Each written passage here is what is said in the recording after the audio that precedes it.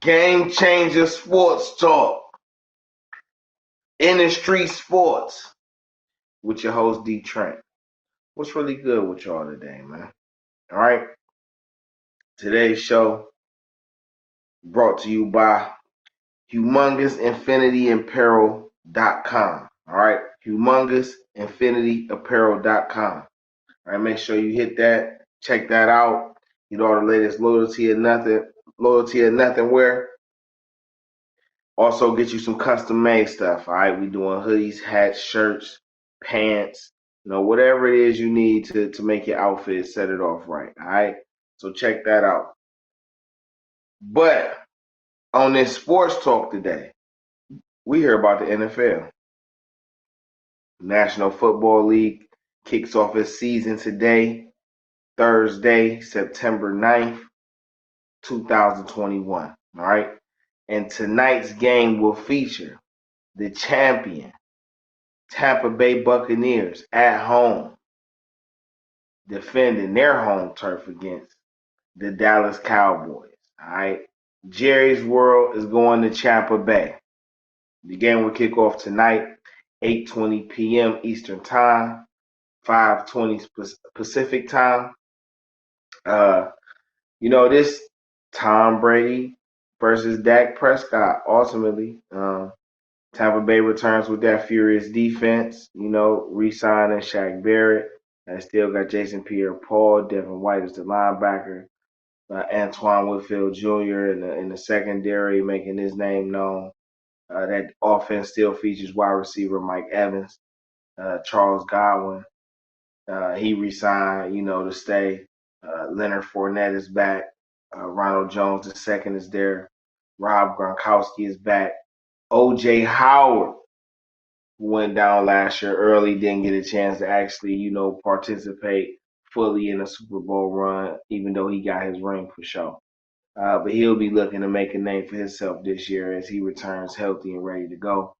The Dallas Cowboys, they bring back Dak Prescott, who went out last year with an ankle injury. He's looking to show that he's back to his MVP caliber form.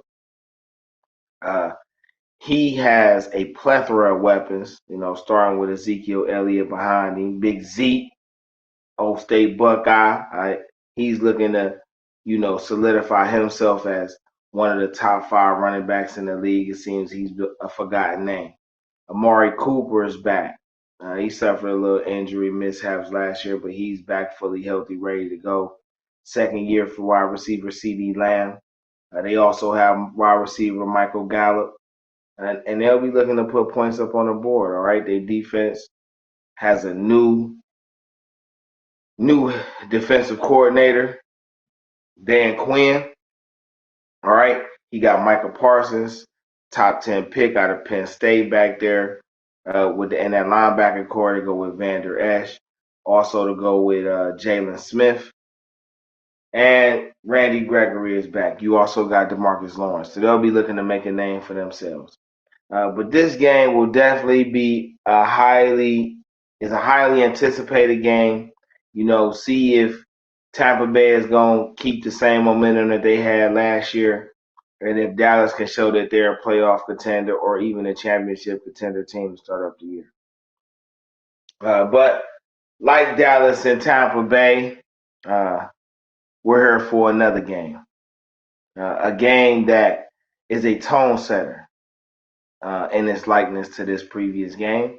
It's about 2 teams in the AFC looking for supremacy. All right, who is the best? Buffalo could be the best. Even though the reigning champs, the reigning AFC champs, Kansas City Chiefs, they still got something to say. They're at home defending their AFC crown, or set to start off the season defending their AFC crown against the Cleveland Browns, baby. The dog pile is in Arrowhead. Yeah. So, last year, the Kansas City Chiefs ended the Browns season 22-17. Chad Henne with the miraculous 413.5-yard run, to help close out the game before passing it to Tyreek Hill on the sideline to close it out. We could argue that the Browns was robbed, that Sorensen hit on Rashad Higgins. That was a TD, would have made it 10-16, But these Chiefs come back, all right, with a whole new line. All right. They revamped their offensive line. They felt like, they weren't able to really protect Patrick Mahomes the way they needed to. And the former Super Bowl MVP, former Super Bowl champion, former league MVP, and is, going into his fourth year, or fifth year as a starter, I believe. Fourth year as a starter, fifth year in the league. Uh, you know, $500 million quarterback. I mean, he ready to go, right? He has Tyreek Hill, number one option, human joystick part 2.0, Uh, they have Clyde Edwards-Helaire as the running back, McCole Hardman, Demarcus Robinson is the other wide receivers, Pringle as a receiver. But this line, they traded for Orlando Brown, 6'8", 330, 360. They signed Joe Thuney, all right, 6'5", 300 plus. They got the young draft pick Creed Humphrey. He 6'5", 6'6", 300 plus. They have Trey Smith, rookie. He's like 6'6", 330. All right. And they also have Lucas Niang. I'm sorry. And he's like 6'6", 350. All right.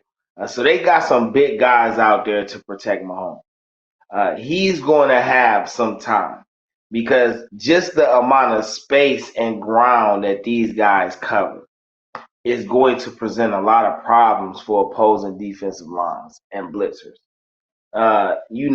You could say, hey, Tyreek only 5'10", uh, uh, McCole Hardman only 5'10", Edwards-Helaire only like 5'8", but they also have Travis Kelce, who's like 6'5" at the tight end. Demarcus Robinson's like 6 foot, Pringle's like 6 foot.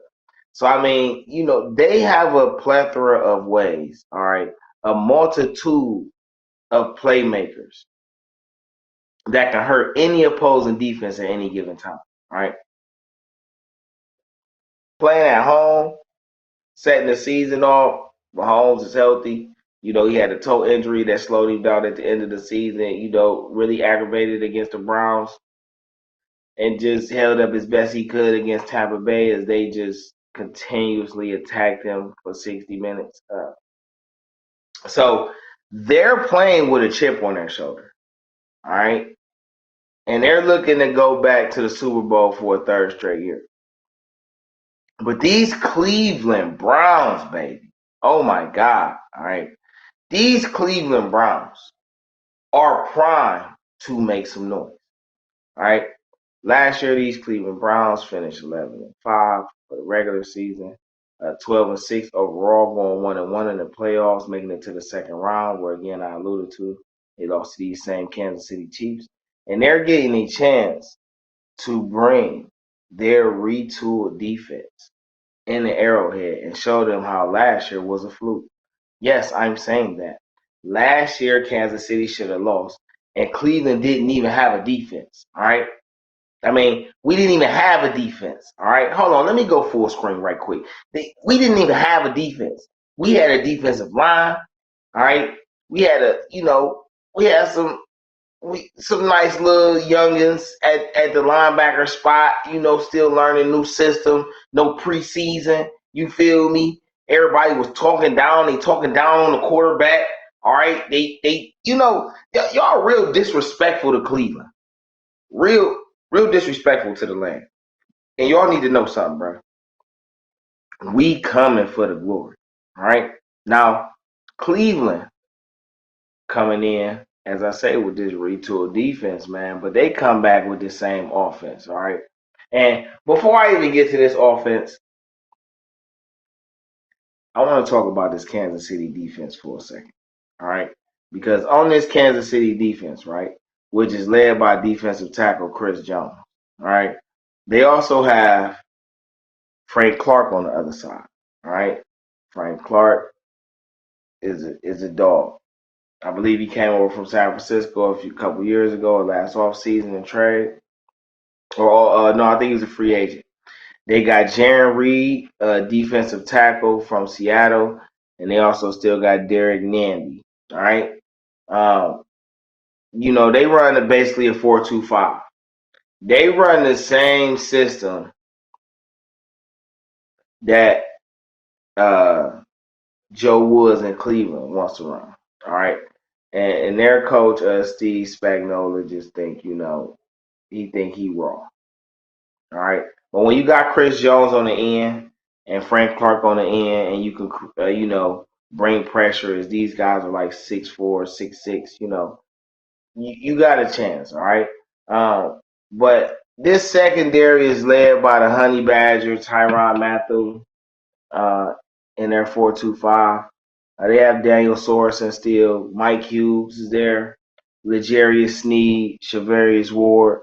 And these young corners, still got a lot to prove. But when you got the Honey Badger back there and you got two outstanding pass rushers, guys who can go after the quarterback and maintain a hold on a running game.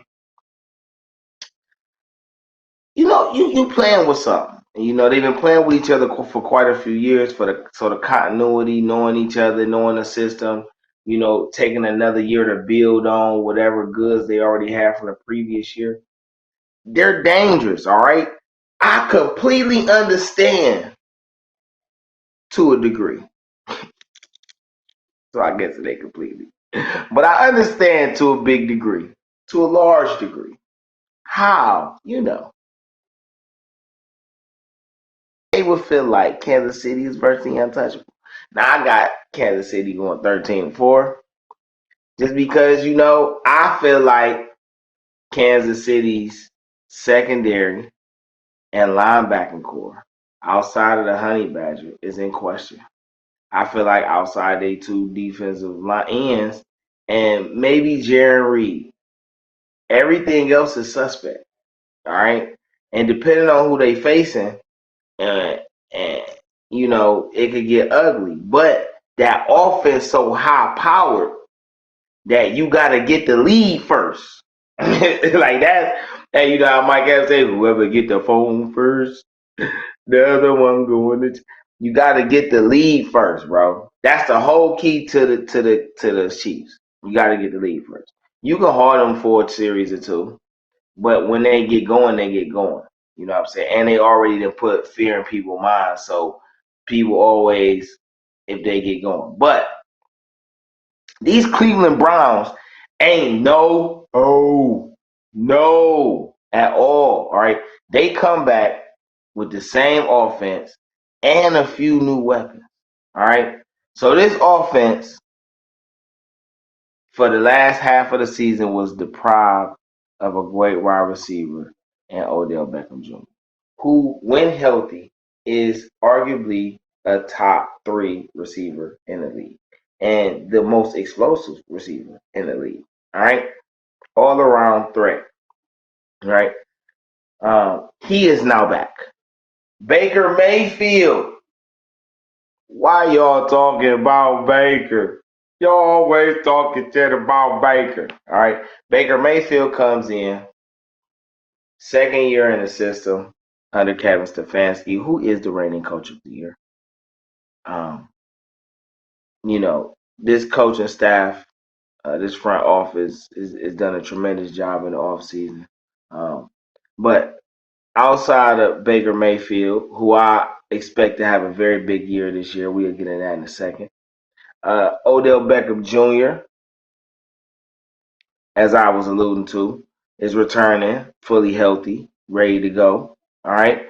He and his boy, Jarvis Landry, his best friend, is coming back. Jarvis is fully healthy. Last year he played through a lot of injuries, but he ain't got his body right. He good this year. All right. And these two receivers lead a receiving core that has Donovan Peoples-Jones, Rashard Higgins, and Anthony Schwartz. All right. And I say this because people need to understand that it's a 17-game season now. 17-game regular season. 18 weeks of football for the regular season. All right. And this a regular season, you get your chemistry, you run your plays, you figure out what works that's gonna get you to the championship. And Baker Mayfield got a lot of options to throw to. So football, I be trying to get people to understand. Football is about matchups. It's about matchups and being able to put people in position to maximize their strengths by putting them in the right matchups. Just bottom line. It ain't about what's conventional. Conventional does work when you just need to do simple shit. You know what I'm saying? But once the game flow get to going, you gotta be able to manipulate the rules. And this is what separates the good coordinators and the good coaches from the great ones. Because they find their own way to manipulate the rules. So let me get you what I'm talking about. All right. This offense comes back with this receiving duo of Jarvis and Odell, who's arguably top 5 in the league, when healthy. All right. Baker Mayfield is the #1 overall pick for a reason, who's now coming into the second year of the same system. All right. He has the top offensive line in the league. All right.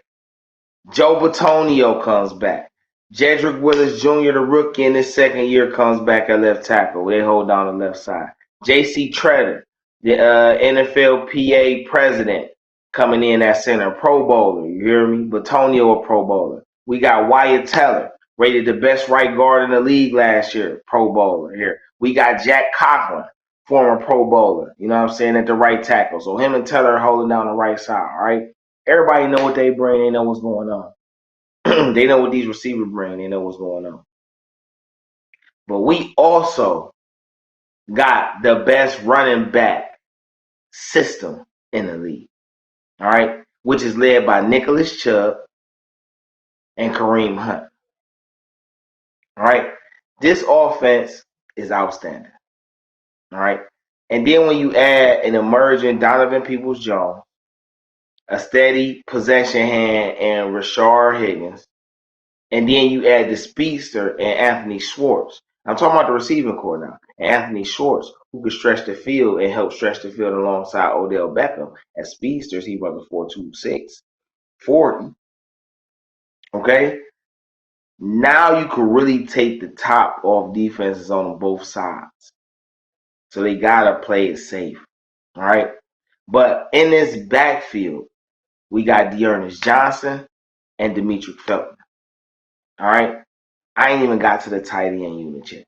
But just with this running game, and specifically to Anthony Schwartz and Demetric Felton, all right, these two guys are going to have an impact because I feel like these two guys should be the punt returner and kick returner. All right, you get these guys on your special teams. All right, now they're matching what you might get from a Robinson and Harden on the opposite side for Kansas City. All right, but our offense can run the ball, which is going to be a weakness for this Kansas City Chiefs defense. All right? Top line, top running game, that's easy. It's going to be about Baker, right?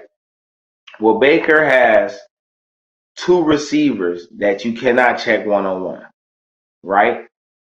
Even if you say, okay, we got three and we bring in Donovan Peoples-Jones, that's cool, all right? But we got tight ends. We got arguably the best tight end room in the league. Austin Hooper, second year in the system, second year on the team, coming over as a free agent from Atlanta. All right, David Njoku in his fifth year, looking to earn a contract and looking real good through the preseason. Harrison Bryant, a fourth-round pick from last year. You know what I'm saying? And I mention all these players because all these players will play. Everybody plays. We don't run this, oh, it's got to go to him. We run matchups, all right?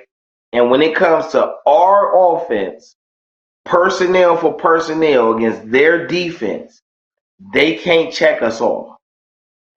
Every time they got to move Honey Badger, you leaving somebody open. It don't even matter who's open.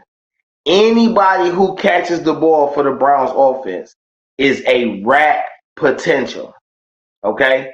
Anybody. All right? Oh, they'll catch it. He can juke you and break. So can Jarvis. So can Chubb. So can Hunt. So can Hooper. So can Njoku. So can Donovan Peoples-Jones. So can Demetric Felton. So can Swartz. All right? You can argue maybe not Higgins, but he's still going to get something because this is what he do. All right? And he play big plays. He make big-time plays in crunch time minutes. You know what I'm saying? But, you know, they're going to try to rush us. And, you know, I just feel like in this game, all Baker Mayfield has to do is just run the offense. But something this season that I would like to see from Baker Mayfield is the growing chemistry between him and his weapons. The ability to prognose a defense at the line, pre-snap, if you don't know what I mean, pre-snap, all right?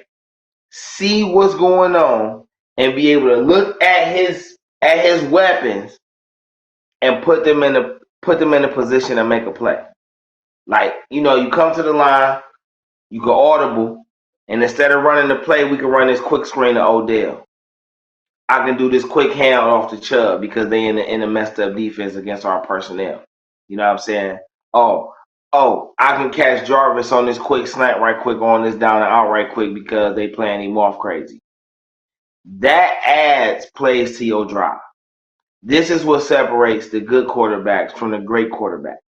Because not only can they run the play right, but they can improvise and stretch the play. Being able to do that, you know, prolongs plays in the playbook. So that way, you know, you don't go through a drive and you done already basically kind of ran through all your plays that you're going to kind of run for the game, or at least most of your formations. Being able to do that keeps the defense off balance. And one thing I've seen in this preseason from Coach Stefanski and his offensive play calling is that he's expanded his playbook. And he's specifically running plays for his playmakers. Not just running offensive plays for his system, but he's specifically designing plays for his playmakers to be in a position to take advantage of the defense. And that type of play calling is what sets Andy Reid apart from all the rest of the offensive play callers. So Baker Mayfield's ability to do that, and this is a pass-first offense that can lean on the run. I need people to understand that. This is a pass-first offense that can lean on the run. So you will see us go 3 tight ends or 2 tight ends, you know, with a fullback and a running back. You know, you might even see, bro, you could see 2 tight ends, a fullback, and 2 running backs. You can see the wishbone. Understand? We can run any formation in the playbook, any formation, and be successful. Because why? Our quarterback excels in spread. Our quarterback, Baker Mayfield, also excels in throwing on a run. He also excels on rolling out. He also excels on play action. What he hasn't had a chance to do and prove that he can excel in a consistent offense. All right. And this is a good chance for him to get some redemption. And we know Baker Mayfield all about redemption. Number 1 overall pick. Are we worried about can he excel? He's going to show you. Odell's going to bounce back. The different type of motions they're going to run, because they're going to be running some of them saying they're going to get Kansas City a dose of their own medicine, bro. All right. Now, it's possible it's going to be loud in Kansas City. All right. You know, they're going to be trying to prove that last year wasn't a fluke for them. All right. But as I was just alluding to it, you know, their defense versus our offense, I don't even think this really comparable. No, all Mayfield got to do is run the plays and run the offense and look to take advantage of the defense.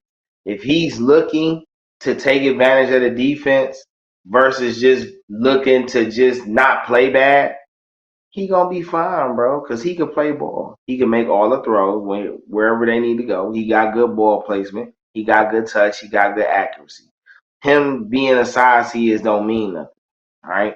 But the key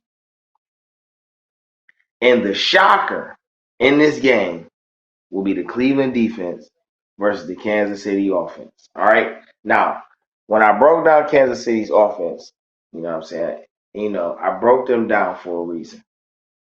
They have a line full of 6'6" players that are 300 plus pounds. 3 of these guys are 330 pounds plus. At least one of them 360. And they're athletic. You got to understand the type of wall that puts up. All right. This is why I want to go to the Cleveland Browns defensive line and the Cleveland Browns defense. All right. Cleveland Browns revamped this defense last year. All right. Sheldon Register, defensive tackle, he's out of here. Larry Ogunjobi, he's out of there. All right. Olivier Vernon, he's out of here. All right. BJ Goodson was our leading tackle at linebacker. He's out of here. Kevin Johnson, Terrence Mitchell, who held down the cornerback spots for most of the season, they're out of here. All right. Grant Delpit has returned from injury. He's good now. Greedy Williams has returned from injury. He's good now. Denzel Ward, he's still here. Ronnie Harrison Jr., he's still here. All right. But we added Jadeveon Clowney opposite Myles Garrett. We added Malik Jackson at D tackle. Andrew Billings is back. All right. We signed a free agent, Malik McDowell. He's back. And he's looking really good. All right. Former 2nd round pick. We drafted Tommy Togiai, defensive tackle from Ohio State. All right. Jordan Elliott, all right, in his 2nd year, is looking really good at defensive tackle. All right. We also signed Takk McKinley. All right. He's here. All right. So, and then we drafted Greg Newsome, all right, out of Northwestern. You know what I'm saying? 6-foot cornerback. And then we drafted Jeremiah Owusu-Koramoah. He's playing linebacker. And he's gonna be in that linebacker group with a guy, Anthony Walker Jr. All right, came over from the Colts on a 1-year deal. All right. And then we still got Mac Wilson, Sione Takitaki. All right. Jacob Phillips will be here, but he's on IR for the year. All right. So this revamp defense, first test together, is against the Kansas City Chiefs. Now, I'm going to just give you my prediction off the top. I think the Browns are going to win this game. I think the score is going to most likely be somewhere around 35-31. And I think Cleveland's defense is going to make a few plays that's going to keep Kansas City from having their spectacular finishes as usual. Cleveland's defense is going to show when they all the way gel, this will make the Cleveland Browns an undoubted Super Bowl favorite and most likely a Super Bowl champion. the name of the game on the Cleveland defense is attack and cover. Bottom line, we got to limit your space to run and having time to run and having time to pass, and we got to take away your receivers. That's how you play football. That is virtually what we do, all right? So I just want to talk a little bit about how I feel like it's going to be used, all right? This is how I see it going. I see the Browns using this formation a lot in this game. Myles Garrett at defensive end, or being able to move anywhere on the defensive line he won't. You'll see Malik McDowell down there. You'll see Malik Jackson down there. You'll see Jordan Elliott down there. And you'll see Jadeveon Clowney playing a little bit of like a linebacker, like a Sam linebacker in this game. And I'm going to tell you why. First off, Jadeveon Clowney does have an injury history, but he is very healthy this year. And you don't want to put no unnecessary pressure on him to prove a point for no reason, because you need him for a whole 17 games. That defensive line is 6'8 plus. Jadeveon Clowney is like 6'5, like 255, maybe 260. All right. He's going to have to do. Now, don't get me wrong. He's quicker than a lot of these guys. He's very strong. It's not a problem. But it's just not smart football to make him do that the whole game with that big-ass line. It's just not smart. It makes no sense. All right?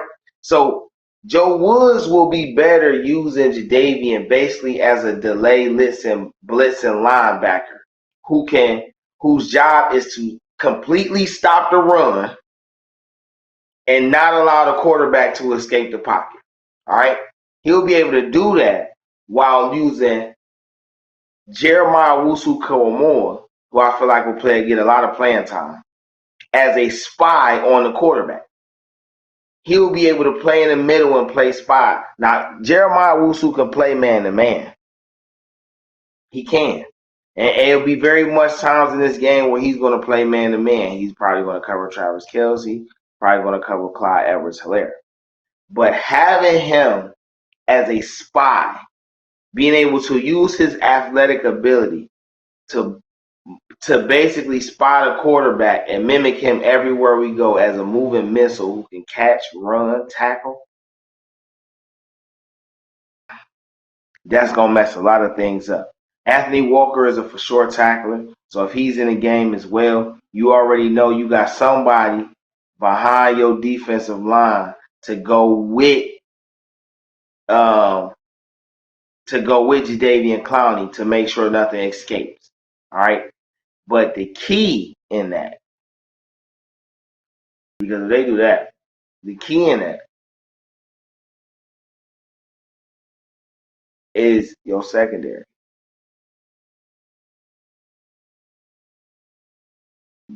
Grant Delpit, Greg Newsome, Denzel Ward, and John Johnson. It's going to be crazy. Now, Joe Woods may do something like make John Johnson spy Patrick Mahomes as a thrower and use a linebacker to spy Patrick Mahomes as a person escaping the pocket. Just because Jeremiah can play man and you might want to do that. You know what I'm saying? But the pressure that Myles Garrett is going to get, because Malik Jackson is 6'5", like 300.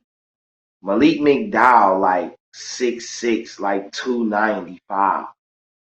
Jordan Elliott, like 6'4", like 310 or something, or like 290, 295. All right? Myles Garrett, like 6'4", 275. So to counteract them big-ass linemen, they going to need some weight down there just to help take up space. So that way, your little guys, Jadeveon, who's a little littler than the rest of those guys, Myles, who's a little littler than the rest of those guys, can really manipulate the defensive line with their athletic ability. All right? This is a front that I feel like they're going to play a lot, or they should, because you could do so many things with the secondary. Just having those five guys attacking, three defensive linemen with Miles on one side and Jadavian on the other side is a nightmare for any offensive line. There's no way five guys are going to check those five guys. No way. And that's what's going to cause problems. Now, it's going to boil down to who can check who, all right? Can Denzel, and I know he will, but Denzel keep pace with Tyreek? Can the spy not get manipulated by Patrick Mahomes? Can we keep Patrick Mahomes limited? Can we get big plays, cause turnovers, which I think will be a big thing in this game. I expect Patrick and Tyreek to hook up for a touchdown. I expect Patrick and Travis Kelce to hook up for a touchdown. I could see either of them hooking up for two touchdowns, just because I respect those guys' game, and this defense is playing together for the first time. But the rest of their team, they gets nothing. All right, and because the Chiefs' defense, I just don't believe in no way, shape, form, or fashion can stop the Browns' offense. Not at full power on the first game. This is why I feel like the score going to probably end up being like 35-31. Now, it could end up a shootout and end up in the 40s, but I'm just going to go 35-31, a good game. Probably going to come down to the last quarter, most likely. But you will see why this reback defense is really going to be stellar. All right. You're going to see why the Cleveland Browns are going to make sure that the world knows that they're here and they're not for play. They're for championships. All right. So if you like the show, man, make sure you subscribe, like, follow. All right. I'm on all your streaming podcasts as well. I'm on a few of them, Mike. Spotify, Breaker, Radio Public, Google Podcasts. All right. Follow, like, Game Changer Sports Talk, Industry Sports with your boy DeeTrynt. I'm going to talk to y'all later.